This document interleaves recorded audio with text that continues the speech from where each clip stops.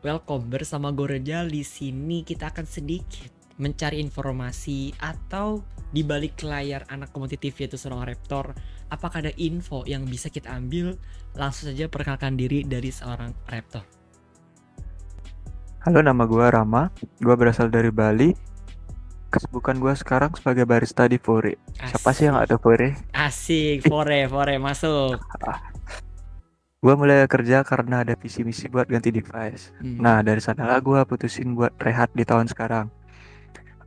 Yang gue takutin sekarang, kalau seandainya lumayan agak lama nih, gue back kompe, malah jadi pensi beneran.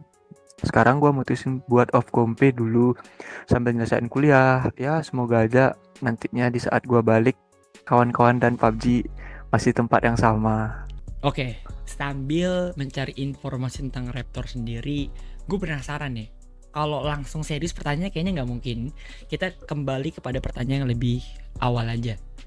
Awalnya gimana sih sampai bisa masuk ke dunia kompetitif PUBG Mobile? Dari main fun doang atau langsung main serius? Kalau boleh tahu dari Raptor sendiri. Boleh silakan dijawab. Itu gue main fun aja sih dari season 2. Nah, itu tuh gue baru pakai HP Android yang nggak support Gyro sama sekali. Nah, setelah beberapa tahun tuh kayak gue pengen upgrade device lah yang bisa support ke Gyro, kayak nggak delay gitu sih Gyronya. Terus gue pengen ikut tur-tur warkop. Oh, Nah, berarti artinya tur-tur warkop. Artinya lu ngerasa pede nih dan lu ngerasa kayaknya gue perlu ada lawan yang lebih keras dibanding main fun doang. dulu karena emang terhalang device sih, karena musuh tuh kayak gampang banget ngerefleks pakai Gyro. Nah, jadi gue pengen nyobain, cobalah move ke HP yang ada support Gyronya gitu. Oke, paham. Menurut lu sendiri ya, untuk dari segi pressure, ketika turnamen atau pemain klasik, apa sih perbedaannya menurut lu? Kalau pressure, mungkin bisa dibilang, apalagi ada nama-nama clan yang kita kita kita tauin kayak yang terkenal, anak-anak penjoki itu. Nah, kalau misalnya atau enggak tim-tim e-sport lah.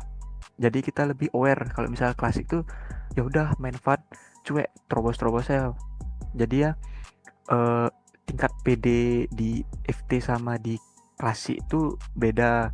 Jadi ada orang yang main klasik itu jago KD 9, KD 10, tapi giliran di tour itu anjir, kok tiba-tiba ada orang di situ. Nah, dari sana ada awarenessnya kurang. Oke, berarti artinya lu menganggap juga dalam garis bawah anak klasik ini berarti tidak jago. Apakah kurang aware-nya kurang? Apa gimana nih menurut lu sendiri? Baik lagi yang tadi, dibilang bisa main, semua orang bisa nembak. Nembak bisa. Nah, aim juga sakit-sakit sekarang, apalagi udah ada 120 ya kan.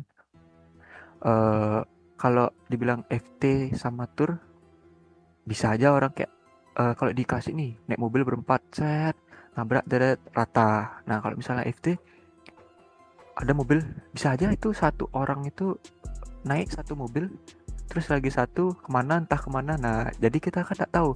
Jadi kalau gameplay klasik dibawa ke tour, bisa kecuali satu, kecuali dua gitu, karena awareness kurang. I see. Oke, untuk menurut lu sendiri, untuk dari segi latihan, untuk di tahap yang pro ya, karena gue akuin lo ini pro dalam artian lo sering juara tour ataupun liga dan lain-lain. Nah maksud gue kayak harus berapa lama sih, atau full 24 jam, 6 jam, atau pas ketika saat mau turnamen, atau gimana tuh persiapan lo sendiri untuk menghadapi tur-tur selanjutnya? Kalau pemanasan udah pasti pemanasan ya. Mungkin dulu waktu gua masih kompe banget itu, eh, main tuh pengen banget jadi kayak FT siang, FT malam, terus lanjut mid. Nah, Eh, itu 3 kali itu sebenarnya nggak nggak worth it ya, karena itu bikin kita capek. Nah, oke.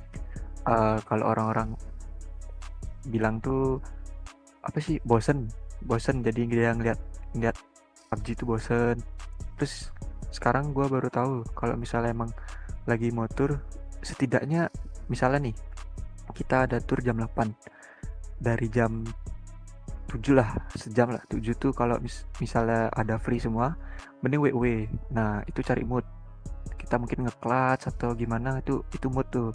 Nyari ting-ting.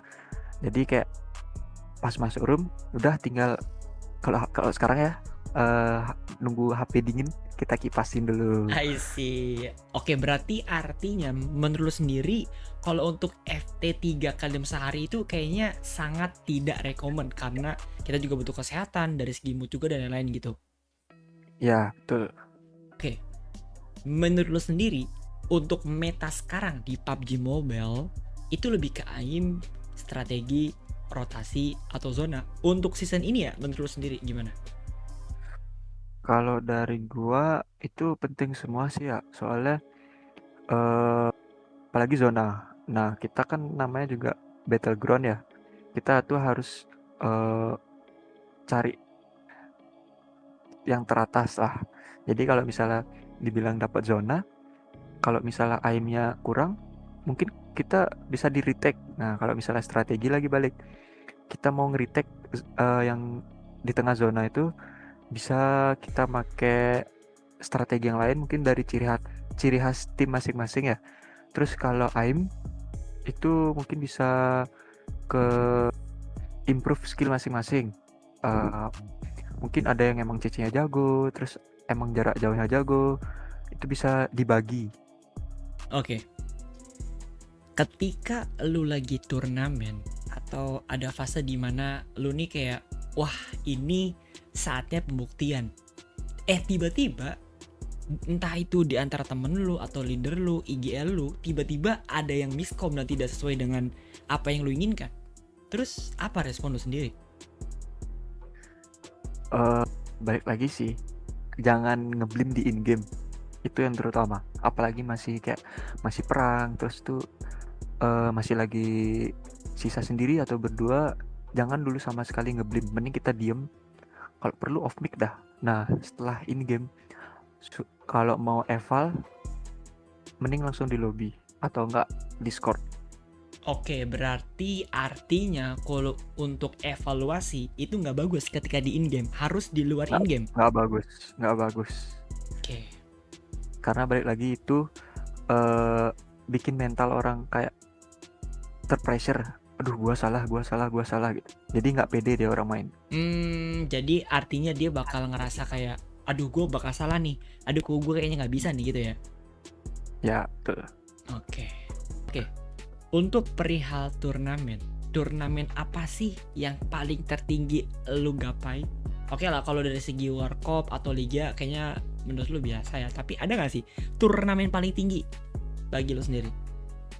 Kalau menurut gua, turnamen yang pernah gua ikutin itu di PMCC sih.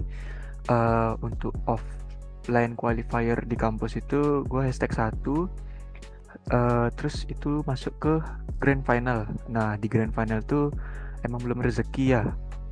Itu lawannya ada Pion, Unpam, Uneska, dan lain-lain. Nah, gua tuh di hashtag 13. Mungkin emang lagi down banget sih, karena di D2 tuh masalah komunikasi kurang, latihan juga kurang. Itu H-1 grand final nggak FT, bayangin. Oke, itu bentar. Kalau dari segi miskom atau dari perihal lain atau karena putus cinta maybe atau karena divest maybe atau apa nih? Kalau device ya itu ngaruh sih, maksudnya gua oke-okean nih pas HP dingin misalnya bisa gua main. Kalau HP udah panas itu jadinya gua tuh terpressure, aduh HP gua panas nih, gua nggak pede nih, pasti kalah ini kalah itu. Nah, kejadian lah. Oke, berarti menurut lu sendiri device ini sangat berpengaruh penting untuk dunia kompetitif PUBG Mobile. Kalau device penting banget sekarang, apalagi ada 120 ya kan. Terus dibanding sama HP-HP yang frame drop atau enggak gironya delay, itu 120 kayak gini-gini loh. Nah, itulah yang bikin kita bisa dibilang kalah ya. Iya. Karena balik lagi di PUBG itu berat gamenya. Oke. Gini-gini tuh maksudnya apa? Dari segi jiggle-jiggle atau apa nih by the way ini Ya, boy? dari jiggle-jiggle sama Oke. sama 120 kalau semisalnya emang bener makainya, wih, sakit banget tuh. Kita ngepik dikit udah hilang pala tuh. Oke. Sip. Oke. Ketika lu diberikan kesempatan untuk bermain di turnamen, nah di turnamen apa yang paling lu impikan? Balik lagi ya, nama juga manusia gak pernah pengen puas. Nah, semisal kita turnamen warkop sering juara, pengen turnamen yang lebih di atasnya, mungkin antar kabupaten, antar kampus, atau enggak mungkin provinsi lah. Nah, kalau misalnya antar kampus udah pernah, itu pun kayaknya emang tur terakhir gua sih itu di tahun kemarin, itu PMCC. Tapi emang sih gua nggak dapet juara ya, sayang sekali sih karena sibuk kerja. Oke.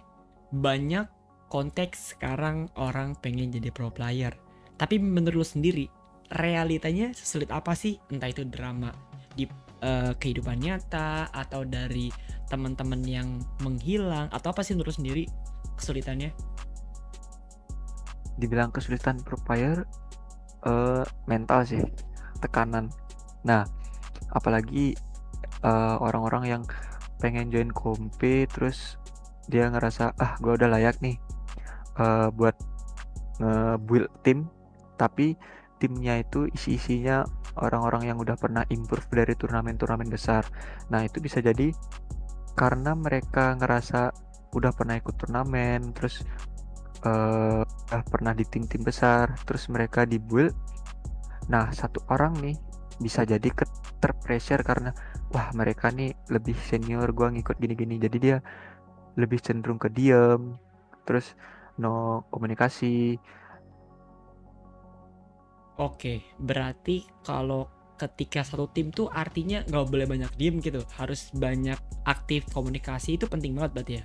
Wih, benar, komunikasi penting banget, apalagi eh bakmik. Wah, kalau bakmik tuh jangan ditanya dah, kita tuh bisa miskom. Kayak misalnya kita nandain, kan sekarang ada WhatsApp gitu ya.